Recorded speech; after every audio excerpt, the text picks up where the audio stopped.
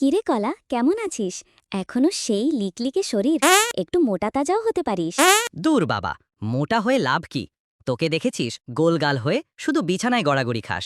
আমি তো instant energy, দৌড়াতে দৌড়াতে খাওয়া যায়। হ্যাঁ হ্যাঁ জানি তোর ফাস্ট ফুড স্ট্যাটাস, কিন্তু আমার মতো রসালো স্বাদ পাবি কোথায়? এক কামড়েই মন ভরে যায়। তোর রসালো স্বাদ, সে তো খাওয়ার সময় হাত মুখ মাখামাখি করে একাকার। আর আমার দেখ কি ক্লিন, খোসা ছাড়াও গপাগপ খাও, ব্যাস কোনো ঝামেলা নেই। ধুর, ওটা তো ভালোবাসার চিহ্ন। যত মাখামাখি তত মজা।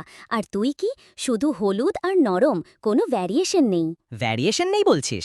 আমি কাঁচা থাকাকালীন তরকারি হই, পাকলে মিষ্টি ফল। আর তোর কি, পাকা আম ছাড়া আর কি হবি? আচার ছাড়া কিচ্ছু নেই? আরে বাবা, আমি তো ফলের রাজা। আমার নাম শুনলেই জিভে জল আসে। তোর নাম শুনলে কি আসে? শুধু বাদরের কথা মনে পড়ে। কি বাদর? আমার ফ্যান ফলোয়িং আছে, জিমে যাওয়া লোক থেকে শুরু করে বাচ্চারা পর্যন্ত আমাকে ভালোবাসে। আর তুই শুধু গরমকালে কয়েকদিনের জন্য আসিস, তারপর হাওয়া। এটাই তো আমার আভিজাত্য। সারা বছর দেখা দিলে কদর কমে যাবে না। আমি তো স্পেশাল গেস্ট। Special guest. যা বাবা, তোর মিষ্টি গন্ধ ছড়িয়ে মানুষকে পাগল কর।